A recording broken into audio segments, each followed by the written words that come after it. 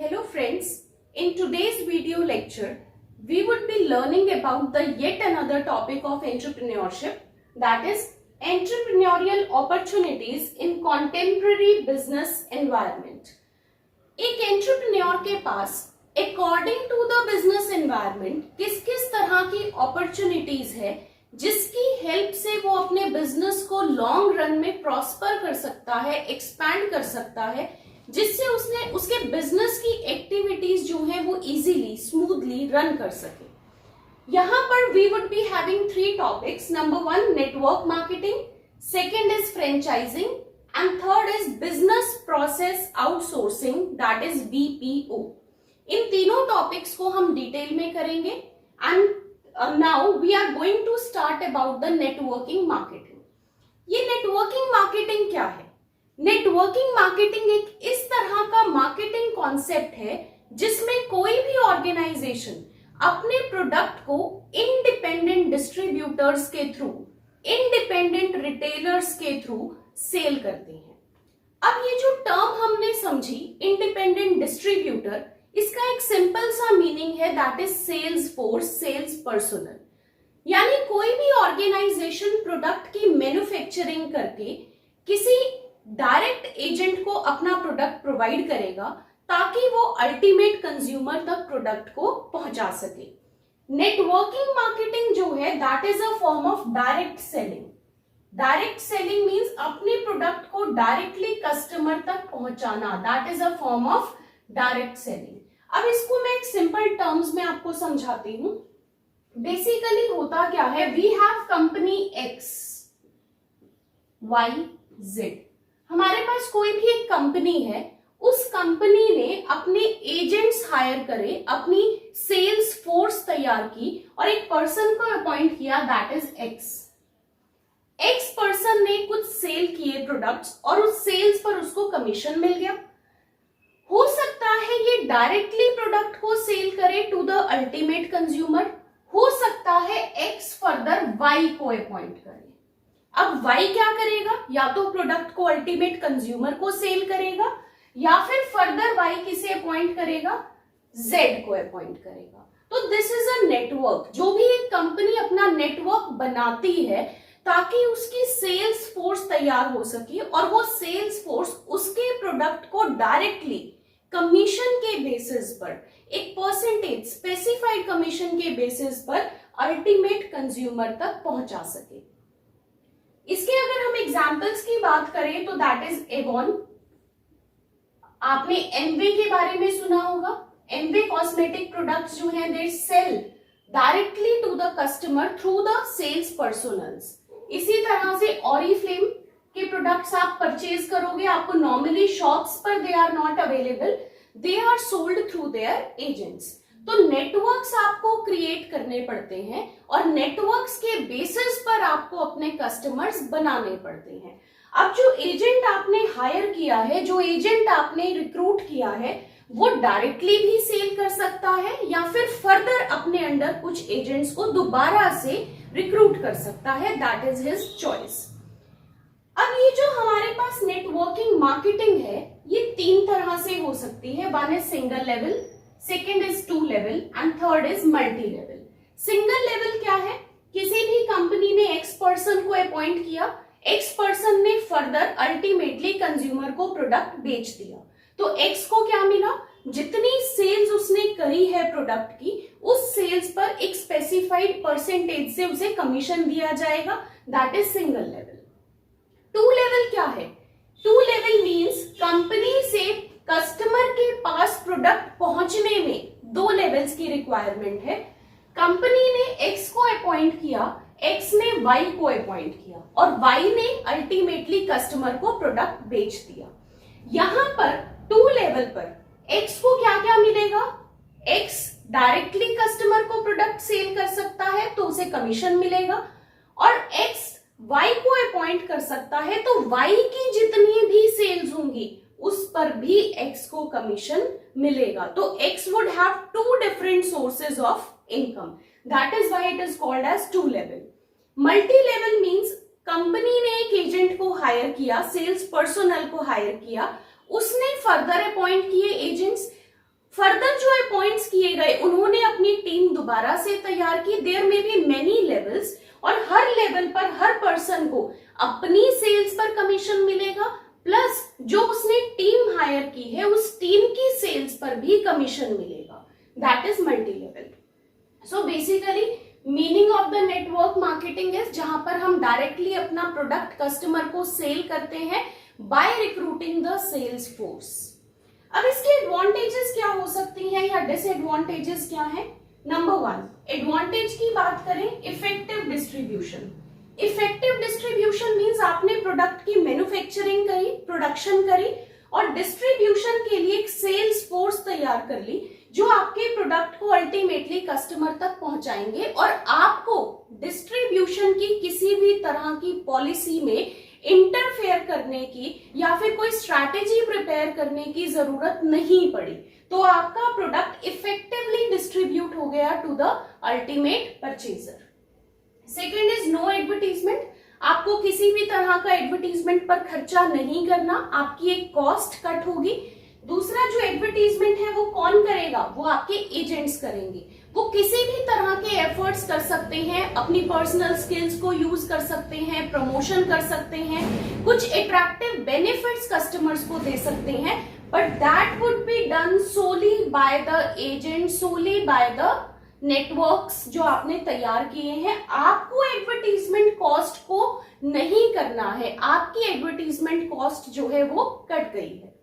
Third is no burden of salary. अब कोई भी बिजनेस जो है वो सैलरी की एक कॉस्ट को बियर करता है हर महीने, लेकिन यहां पर आपने जो सेल्स फोर्स को अपॉइंट किया है, आप उन्हें कमीशन दे रहे हो, that is also based on sales. जो भी आपने सेल्स करी उसका एक स्पेसिफाइड कमीशन। सैलरी आपको नहीं देनी पड़ती, that leads to the lesser burden. आप पे सैलरी का बर्डन नहीं है। मोर ओवर आपके एजेंट्स जो होंगे वो सेल्स को इंक्रीज करेंगे, तो आपको भी कहीं ना कहीं अपने प्रॉफिट्स में फायदा होगा। Next is reward to sales person. Obviously जितनी ज्यादा sales, higher the sales, higher would be the commission, lower the sales, lower would be the commission. तो सेल्स पर्सन जो भी एफर्ट्स करेंगे उसे उसी के बेसिस पर इंसेंटिव्स मिलेंगे, कमीशन मिलेगा, रिवॉर्ड मिलेगा। Fifth is low investment. Why लो?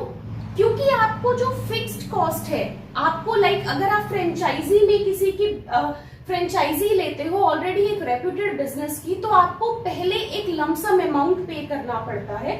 इस बिजनेस के अंदर नेटवर्किंग मार्केटिंग के अंदर आपको इनिशियल इन्वेस्टमेंट भी नहीं करनी as an agent. Moreover अगर हम खुद से मैन्युफैक्चरर की बात करें तो उसे भी एज सच कोई ऑफिस एस्टैब्लिश नहीं करना जहां पर उसे लोग रिक्रूट कर बैठाने हो।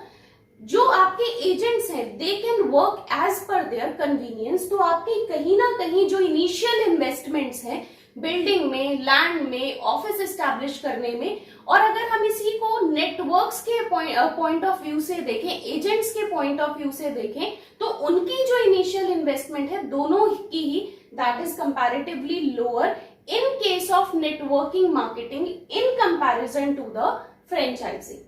Next is operated globally. Globally means आप उसे नेशनल लेवल पे, अदर रीजन्स में, अगर आपने एक पर्टिकुलर जोन में अपने प्रोडक्ट को सेल किया है, आप इंटर जोन जा सकते हो, नॉर्थ से साउथ में एंटर कर सकते हो। आप ग्लोबल लेवल पर एक कंपनी से दूसरी इंडस्ट्री तक, या फिर अगर हम बात करें तो एक कंट्री से दूसरी कंट्री तक भी आप इजीली अपने बिजनेस को ऑपरेट कर सकते हो। Next is freedom and independent. Freedom किसे मिली, इंडिपेंडेंस किसे मिली? आपकी सेल्स फोर्स को। वो अपनी किसी भी तरह की इंटरपर्सनल स्किल्स को यूज कर सकते हैं, वो किसी भी टाइम पर प्रोडक्ट को सेल कर सकते हैं एज पर देयर कन्वीनियंस। वो अपने टाइम, मनी, एनर्जी, अपनी टेक्निक्स किसी को भी यूज करके आपके प्रोडक्ट्स को फायदा पहुंचा सकते हैं। And there is no requirement of special education, experience and training. इस काम को करने के लिए जो सेल्स फोर्स आपने रिक्रूट करनी है, तैयार करनी है, जो टीम आपने तैयार करनी है, उनके पास किसी तरह की स्पेशल एजुकेशन हो, एक्सपीरियंस हो, ट्रेनिंग हो, इस तरह की आपको कोई भी रिक्वायरमेंट नहीं है। तो I think advantages are clear to you. Next is the what are the disadvantages of the networking market. Networking की जो सबसे बड़ी डिसएडवांटेज है दैट इज रिस्क। जितने भी पॉइंट्स मैं आपको कराऊंगी they are interrelated. Risk क्या है, आपने प्रोडक्शन बहुत अच्छी करी पर आपकी सेल्स फोर्स, क्योंकि उनके पास कोई प्रायर एक्सपीरियंस नहीं है, आपने उनको किसी तरह की ट्रेनिंग नहीं दी, तो हो सकता है there may be a risk कि वो इतने अच्छे आपके डिस्ट्रीब्यूटर्स ना बने जो आप उनसे एज्यूम कर रहे हो। Second is it spoils the social relation. अगर हम एजेंट्स की बात करें, सेल्स फोर्स की बात करें या फिर किसी भी बिजनेस की भी बात करें तो उनकी सोशल रिलेशंस तक स्पॉइल हो सकते हैं। Product may not up to the quality of their expectations. Secondly हो सकता है डिस्ट्रीब्यूटर उनको टाइम पर प्रोडक्ट ना पहुंचाए, as per their requirement products available ना हो, तो सोशल रिलेशंस भी यहाँ पर खराब हो सकते हैं। Third is it requires hard work. Hard work why? क्योंकि जो आपकी सेल्स फोर्स है, जो आपकी टीम है, उन्हें हार्ड वर्क करके प्रोडक्ट को सेल करना है, तो अल्टीमेटली उन्हें लोगों को कन्विंस करना है, इन्फ्लुएंस करना है कि जो प्रोडक्शन की गई है वो आपकी रिक्वायरमेंट के अकॉर्डिंग ही उसमें एट्रीब्यूट्स डाले गए हैं। Effective communication and interpersonal skills. Obviously अगर आप कम्युनिकेट इफेक्टिवली नहीं कर पाओगे, आपके इंटरपर्सनल स्किल्स का एक बहुत बड़ा रोल है प्रोडक्ट को सेल करने में। अगर आपके पास लैक ऑफ कम्युनिकेशन है, लैक ऑफ इंटरपर्सनल स्किल्स है, तो वो कहीं ना कहीं उस बिजनेस के लिए that would be a disadvantage. Saturation. Saturation basically means आपका बिजनेस एक पीक पर जाके रुक सकता है। हो सकता है सेल्स फोर्स फर्दर एक पॉइंट के बाद कस्टमर्स को इन्फ्लुएंस ना कर पाए और अल्टीमेटली बूम के बाद आपको दोबारा से रिसेशन का, डिप्रेशन का फेस देखना पड़े।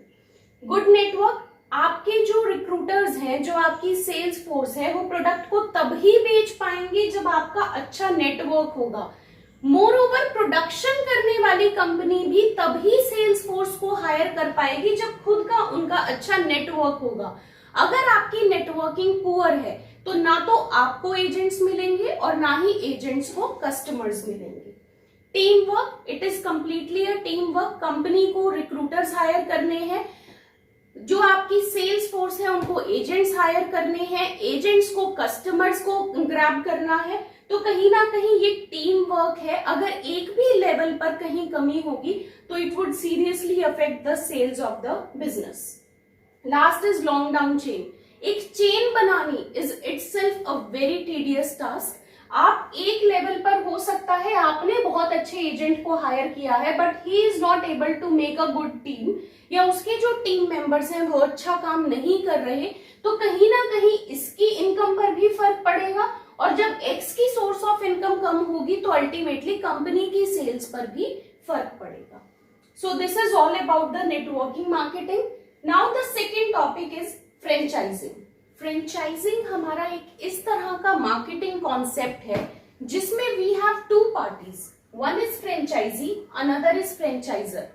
फ्रेंचाइजर वो ऑर्गेनाइजेशन, वो पर्सन, वो ग्रुप ऑफ पर्संस हैं जो फ्रेंचाइजी को एक स्पेशल राइट देते हैं कि वो उनके प्रोडक्ट के नेम को, ट्रेडमार्क को या किसी भी पेटेंट को एक स्पेसिफाइड पीरियड के लिए एक स्पेसिफाइड फीस पे करके यूज कर सकता है। तो बेसिकली ये दोनों के लिए एक म्यूचुअली बेनिफिशियल एग्रीमेंट है जिसमें फ्रेंचाइजर को अपनी रेप्यूटेशन के बदले, अपने ट्रेडमार्क के बदले, अपने बिजनेस के नाम के बदले एक रॉयल्टी मिलती है, फीस मिलती है, और फ्रेंचाइजी जो है वो ऑलरेडी एस्टैब्लिश्ड रेप्यूटेशन का, ऑलरेडी एस्टैब्लिश्ड बिजनेस नेम का फायदा उठाकर प्रोडक्ट्स को सेल कर सकता है। फ्रेंचाइजिंग के अंदर जो फ्रेंचाइजर है वो अलाउ करता है फ्रेंचाइजी को कि वो उसके प्रोडक्ट नेम, पेटेंट या ट्रेडमार्क को यूज कर सके, लेकिन अल्टीमेटली जो कंट्रोल है वो किसका रहेगा? फ्रेंचाइजर का। क्यों रहेगा? क्योंकि रेपुटेशन जो है वो बाउंड हो चुकी है फ्रेंचाइजी के साथ। Third is assistance. क्योंकि फ्रेंचाइजर की रेपुटेशन स्टेक पर है तो वो हर तरह की असिस्टेंस उसे प्रोवाइड करेगा, चाहे वो फाइनेंशियल है, ट्रेनिंग की है, अकाउंटिंग की है, प्रोडक्ट को किस तरह से सेल करना है, हर तरह की हेल्प उसको प्रोवाइड की जाएगी by the franchisor. Periodical fees. एक टाइम पीरियड के लिए उसने फ्रेंचाइजी परचेज की और रॉयल्टी पे कर दी। अगर आपको उसे रीन्यू कराना है तो यू विल हैव टू पे द पीरियोडिकल फीस अगेन। वो 2 साल के लिए, 5 साल के लिए, 10 साल के लिए, कोई भी टाइम पीरियड के लिए हो सकती है। फ्रेंचाइजी का एक डिफाइंड पीरियड होता है, फॉर एग्जाम्पल 5 इयर्स, और उसके बाद अगर आपको कंटिन्यू करना है तो आपको उसे रीन्यू कराना पड़ेगा। Last is undertaking. जो भी फ्रेंचाइजी फ्रेंचाइजर से परचेज कर रहा है उसके लिए उसे अंडरटेकिंग देनी पड़ेगी कि वो किसी भी तरह के फ्रेंचाइजर के कंपैरिजन में अनराइवल बिजनेस में एंटर नहीं करेगा, कि वो किसी भी इस तरह के बिजनेस को शुरू नहीं करेगा जिससे फ्रेंचाइजर की सेल्स जो है वो डाउन होगी। तो दिस इज बेसिकली ये वो पॉइंट्स हैं जो इसके मीनिंग को कंपाइल करते हैं कि फ्रेंचाइजर फ्रेंचाइजी को एक स्पेशल राइट देगा अपने प्रोडक्ट को, पेटेंट को, ट्रेडमार्क को यूज करने के लिए, और फ्रेंचाइजी बदले में उसे रॉयल्टी, एक पीरियोडिकल फीस पे करेगा और उसके प्रोडक्ट के लिए असिस्टेंस लेगा ताकि प्रोडक्ट की सेल्स को इंक्रीज कर सके, मल्टीप्लाई कर सके। अब इसके फायदे क्या हैं? दोनों पार्टीज को अलग अलग फायदे हो सकते हैं। There may be advantages to franchisee as well as to the franchiser. Franchisee को क्या फायदा होगा? Number 1, product recognition. जो ऑलरेडी नेशनल लेवल पर या ग्लोबली या फिर लोकली किसी भी लेवल पर वो प्रोडक्ट ऑलरेडी अपनी रिकग्निशन बना चुका है, रेपुटेशन बना चुका है, उसका फायदा किसे मिलेगा? फ्रेंचाइजी को। मार्केटिंग हेल्प, अभी हमने पढ़ा कि फ्रेंचाइजर असिस्टेंस प्रोवाइड कराएगा, एडवर्टीजमेंट अल्टीमेटली कौन करेगा? फ्रेंचाइजर करेगा। तो जो फ्रेंचाइजी है वो अपने डे टू डे बिजनेस पर ज्यादा फोकस कर सकता है और मार्केटिंग की रिक्वायरमेंट्स जो है, उसकी जो भी एडवर्टीजमेंट की रिक्वायरमेंट्स है वो किस पर छोड़ देगा? फ्रेंचाइजर पर। उसकी कॉस्ट भी कम आएगी और उसकी गारंटीड सेल्स भी बढ़ेगी। Third is guaranteed area. जो फ्रेंचाइजर है वो इसे एक स्पेसिफाइड टेरिटरी अलॉट करेगा, एक स्पेसिफाइड एरिया अलॉट करेगा जहां पर वो अपने प्रोडक्ट को सेल कर सकता है। तो दैट इज गारंटीड कि वो उस पर्टिकुलर एरिया में किसी और को अपनी फ्रेंचाइजी नहीं देगा। Fourth is support. सपोर्ट किसी भी तरह का हो सकता है, दैट में बी फाइनेंशियल, दैट में बी टेक्निकल, दैट में बी मार्केटिंग में वो उसको सपोर्ट कर सकता है, दैट में be in the form of training and guidance, कि वो उसे ट्रेन भी कर सकता है, उन एम्प्लॉइज को गाइड कर सकता है कि वो किस तरह से प्रोडक्ट को सेल करें कि उनकी सेल्स जो है वो मल्टीप्लाई हो सके। Insured supplies. Insured supplies means जो फ्रेंचाइजर है वो फ्रेंचाइजी को इंश्योर करेगा, प्रोडक्ट उसे टाइमली भेजेगा ताकि वो अपनी मार्केट रेपुटेशन जो बिल्ड कर रहा है उसमें किसी भी तरह का फॉल्ट ना आए। तो जो सप्लाईज हैं प्रोडक्ट की टाइमली होगी एंड विदाउट एनी डिले होगी। Shared success. अब अगर फ्रेंचाइजी ने बिजनेस को एस्टैब्लिश करने में, बिजनेस की सेल्स को बढ़ाने में अपने एफर्ट्स पुट किए हैं और फ्रेंचाइजर को अल्टीमेटली उसमें फायदा हो रहा है, प्रोडक्ट की सेल्स बढ़ रही है, रॉयल्टी आ रही है, अगर इसका बिजनेस बढ़ेगा सक्सेस की तरफ तो इन वन वे और दी अदर रिसोर्सेज की फॉर्म में कहीं ना कहीं फ्रेंचाइजी को उसका फायदा मिलेगा। जो सक्सेस है वो शेयर की जाएगी दोनों के बीच में। That may be in the form कि आपकी रॉयल्टी कम की जाए, that may be in the form कि आपको कुछ एक्स्ट्रा बेनिफिट्स दिए जाएं, कुछ परक्विजिट्स दिए जाएं, तो कुछ भी हो सकता है। जितनी आपके बिजनेस की सक्सेस बढ़ेगी उतनी ही वो ज्यादा शेयर की जाएगी किसके साथ? फ्रेंचाइजी के साथ। Next is business relationships. Franchisor already अपने रिलेशनशिप्स मेंटेन कर चुका है तो उसका फायदा कौन उठा सकता है? फ्रेंचाइजी ऐसे रिलेशनशिप्स का जो ऑलरेडी फ्रेंचाइजर ने बिल्ड किए हैं। ट्रेनिंग एंड गाइडेंस हमने पढ़ लिया है कि ट्रेनिंग में प्रोवाइड करने में या गाइडेंस प्रोवाइड करने में फ्रेंचाइजर किसे हेल्प करेगा? फ्रेंचाइजी को। अब फ्रेंचाइजर को किस तरह का फायदा हो सकता है? Minimum growth risk. वो ऑलरेडी बिजनेस को एस्टैब्लिश कर चुका है तो यहाँ पर उसके पास स्टेक पर, रिस्क पर चीजें कम है और ग्रोथ के चांसेस ज्यादा हैं। तो ग्रो करने में जो रिस्क है वो कंपैरेटिवली क्या है? मिनिमम है, मिनिमाइज्ड है। Reduced cost. कॉस्ट क्यों कम है? नंबर 1 उसको रॉयल्टी की फॉर्म में पैसा मिलेगा, नंबर 2 प्रोडक्ट की सेल्स बढ़ेगी, नंबर 3 उसे कहीं पर ऑफिस एस्टैब्लिश नहीं करना, उसकी कॉस्ट नहीं आएगी लेकिन उसकी सेल्स बढ़ेंगी। तो कॉस्ट बेनिफिट एनालिसिस जब हम करेंगे तो there would be comparatively lesser of cost and more of benefits. Economies of scale का फायदा उठा सकता है। एक पर्टिकुलर फैक्ट्री जहां पर आपको 10,000 प्रोडक्ट्स आप बना सकते थे लेकिन आप अपने लिए 5,000 की प्रोडक्शन कर रहे हो, अब फ्रेंचाइजी देने की वजह से आप और प्रोडक्ट्स की उसी पर्टिकुलर बिल्डिंग के अंदर और प्रोडक्शन कर सकते हो, या आप रॉ मटेरियल और बल्क में परचेज कर सकते हो। तो आपको इकोनॉमीज ऑफ स्केल, क्योंकि आपका बिजनेस मल्टीप्लाई कर रहा है, आपको स्केल का फायदा मिलेगा। डबल इनकम, डबल इनकम किस तरह से हुई? नंबर 1, रॉयल्टी की फॉर्म में, फीस की फॉर्म में जो पीरियोडिकली आपको मिलेगी ही मिलेगी, और सेकंड जितनी वो प्रोडक्ट की सेल्स करेगा वो भी आपके लिए क्या है? इनकम है। तो यहाँ पर you have double source of income. तो बेसिकली फ्रेंचाइजर को भी फायदा होगा। These are the advantages to the franchiser as well as to the franchisee. अब सेकेंड टॉपिक क्या है? डिसएडवांटेजेस। हो सकता है कुछ नेगेटिव पॉइंट्स भी हो जो फ्रेंचाइजी और फ्रेंचाइजर को फेस करने हो। First is no control. क्यों? क्योंकि कंट्रोल तो सारा किसके पास है? फ्रेंचाइजर के पास, क्योंकि उसकी रेपुटेशन जो है वो दांव पर है। Second is tight supplies. अब इसे प्रोडक्ट जो परचेज करना है वो किससे करना है? फ्रेंचाइजर से। तो आपके पास कोई और ऑप्शन नहीं है कि अगर कोई आपको प्रोडक्ट सस्ता मिल रहा है, आप अपने ओवरहेड्स को मिनिमाइज कर सकते हो, तो आप कहीं और से परचेज कर लो। You don't have any option. आप बंध चुके हो, आपको अपना प्रोडक्ट कहां से लेना पड़ेगा? फ्रेंचाइजर से। रिस्क, किस तरह का रिस्क है? Risk from the another franchisee. आपके पास अमूल की फ्रेंचाइजी थी, आप प्रोडक्ट्स को सेल कर रहे थे, अब आपके सामने एक कॉम्पिटिटर ने मदर डेयरी की फ्रेंचाइजी को ओपन किया है, तो you have a risk from the another franchisee जो ओपन कर सकती है एक स्पेसिफाइड गारंटीड एरिया में। कॉस्ट, कॉस्ट आपकी क्यों बढ़ेगी? कॉस्ट के लिए क्या रीजंस हो सकते हैं? फ्रेंचाइजी जो है उसे time to time royalty purchase करनी है, और जो प्रोडक्ट वो बेच रहा है उसकी सेल्स पर भी एक परसेंटेज किसको देनी है? फ्रेंचाइजर को। तो हो सकता है आपकी सेल्स कम हो और आपको कंपैरेटिवली कॉस्ट ज्यादा पे करनी पड़ जाए। एक फॉर्मल एग्रीमेंट है तो आप अपनी क्रिएटिविटी कहीं नहीं दिखा पाओगे। फ्रेंचाइजर के बीच में और फ्रेंचाइजी के बीच में एक एग्रीमेंट साइन किया गया है जिसमें सारा का सारा कंट्रोल किसके पास है? फ्रेंचाइजर के पास। वो आपको एडवर्टीजमेंट करेगा, ट्रेनिंग देगा, गाइडेंस देगा, और जैसे वो डिफाइन करेगा एक पर्टिकुलर रीजन के अंदर एक पर्टिकुलर प्राइस पर ही आप उसके प्रोडक्ट को सेल कर सकते हो। तो यू हैव नो फ्रीडम कि आप अपनी क्रिएटिविटी उसमें दिखा सको, so that leads to the lack of creativity. Now franchisor को क्या रिस्क है? उसने बिजनेस की रेपुटेशन बिल्ड कर रखी है, गुडविल उसकी बहुत अच्छी है, लेकिन हो सकता है फ्रेंचाइजी इतना अच्छा नहीं है जो आपकी रेपुटेशन को मेंटेन कर सके। तो you have a risk of losing that reputation, losing that goodwill.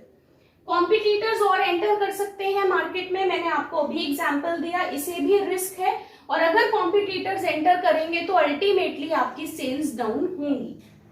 Control issues, हो सकता है कंट्रोल फ्रेंचाइजर के पास है पर फ्रेंचाइजी कुछ चीजों में अपना कंट्रोल चाहता है, तो दैट में also lead to the relationship issues. क्योंकि अगर फ्रेंचाइजर में और फ्रेंचाइजी में अच्छे रिलेशनशिप्स मेंटेन नहीं हुए तो ultimately business would lead to the failure. Qualified franchisees, अगर आपने क्वालिफाइड फ्रेंचाइजी अपॉइंट नहीं किया, ऐसे पर्सन को अपने बिजनेस की फ्रेंचाइजी दे दी जो आपके बिजनेस को आपकी एक्सपेक्टेशंस के अकॉर्डिंग कैरी ऑन नहीं कर पा रहा, तो अल्टीमेटली आपका बिजनेस जो है that would not lead to the success. तो these are all about the franchising, franchiser, franchisee. कौन से फीचर्स हैं, मीनिंग क्या है, और अल्टीमेटली दोनों ही पार्टीज को किस तरह की एडवांटेजेस हैं और किस तरह की डिसएडवांटेजेस हैं। I hope this topic is clear to you. Now the third and the last topic is BPO, that is business process outsourcing। अब इसका मीनिंग क्या है? बिजनेस में हम बहुत सारे प्रोसेसेस कैरी ऑन करते हैं, प्रोडक्ट्स की मैन्युफैक्चरिंग, प्रोडक्ट्स की सेलिंग, एडवर्टीजमेंट करना, फाइनेंस अरेंज करना, courier services, IT, information technology से रिलेटेड बहुत सारे काम और बहुत सारे प्रोसेस हैं जो हम बिजनेस में करते हैं। अब इन प्रोसेसेस में से कुछ ऐसे फंक्शंस, कुछ ऐसे ऑपरेशंस जो हम खुद ना करके किसी बाहर थर्ड पार्टी से कराते हैं, that is known as outsourcing, कि हमने उसे बाहर सोर्स कर दिया और बाहर से वो सर्विसेज होकर हमें मिल रही हैं, that is business process outsourcing. बहुत सारी तरह के बीपीओज हैं जो हमें फाइनेंशियल सर्विसेज प्रोवाइड करा सकते हैं। हमें जो पैसा अरेंज करना है, हमारे बिजनेस का कैपिटल स्ट्रक्चर कैसा होना चाहिए, वो कैपिटल हम कहां कहां से रेज कर सकते हैं। हमारे बिजनेस की एडवर्टीजमेंट्स में वो स्पेशलाइज हो सकते हैं कि वो सिर्फ एडवर्टीजमेंट फैसिलिटी आपको प्रोवाइड कराते हैं। देयर में बी कुरियर सर्विसेज, आईटी, आपके अकाउंट्स को मैनेज करते हैं, या फिर देयर में be human resource, that is HR process. अब ये बिजनेस प्रोसेसेस हमें बहुत सारी फील्ड्स में मिलते हैं, लेकिन डिपेंड करता है कि हम जो प्रोसेस आउटसोर्स करना चाहते हैं क्या वो मार्केट में अवेलेबल है। आप अपने प्रोडक्ट की कुरियर सर्विसेज प्रोवाइड करना चाहते हो, आउटसोर्स करना चाहते हो, लेकिन मार्केट में जो आपका एक रीजन है डिफाइंड, वहां पर कुरियर सर्विसेज अवेलेबल नहीं है। तो आपको सबसे पहले देखना पड़ेगा कि जो बिजनेस का प्रोसेस आप बाहर से कराना चाहते हो, whether it is available in the market और नॉट। सेकेंड, किस कॉस्ट पर अवेलेबल है। आपने काम तो आउटसोर्स कर दिया, लेकिन आपकी कॉस्ट बढ़ गई, तो आपको आउटसोर्स करने का जो बेनिफिट है वो नहीं मिलेगा। तो आपको देखना है कि जो सर्विसेज आप बाहर से अवेल करना चाहते हो वो आपको at the best cheapest possible rate मिले।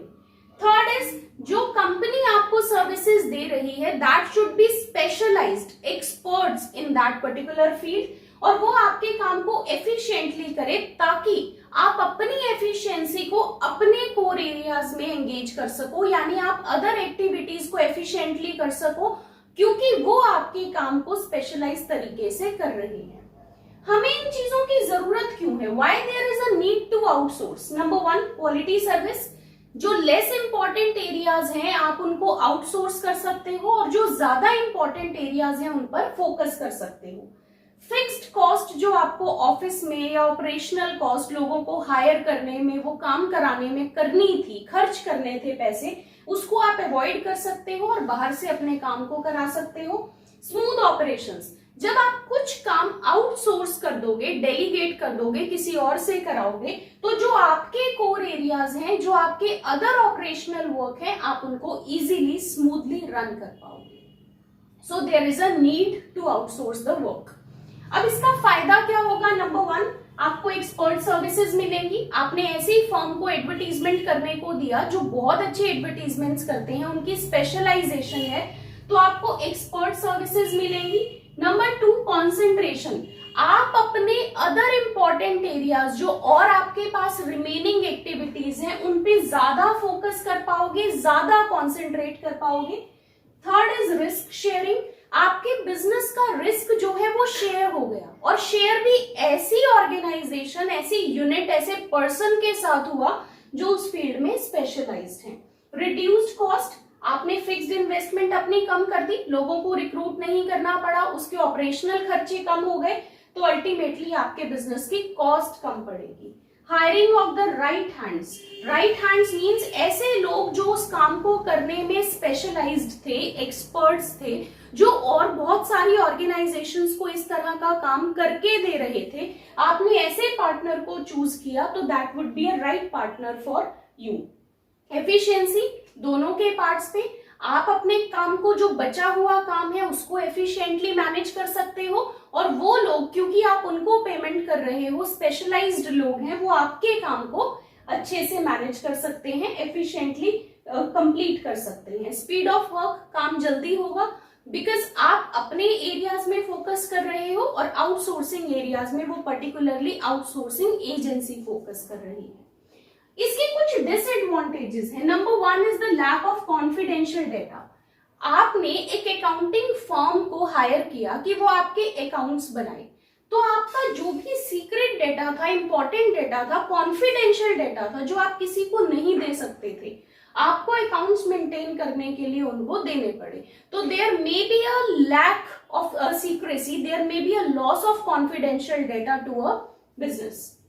सब स्टैंडर्ड क्वालिटी, आपने सही पार्टनर चूज नहीं किया, they were not so much specialized और they were not so much expert कि आपका जो आउटपुट है उसमें आपको क्या करना पड़ गया, कॉम्प्रोमाइज करना पड़ गया। जो स्टैंडर्ड क्वालिटी आपको चाहिए थी दैट इज सब स्टैंडर्डाइज्ड।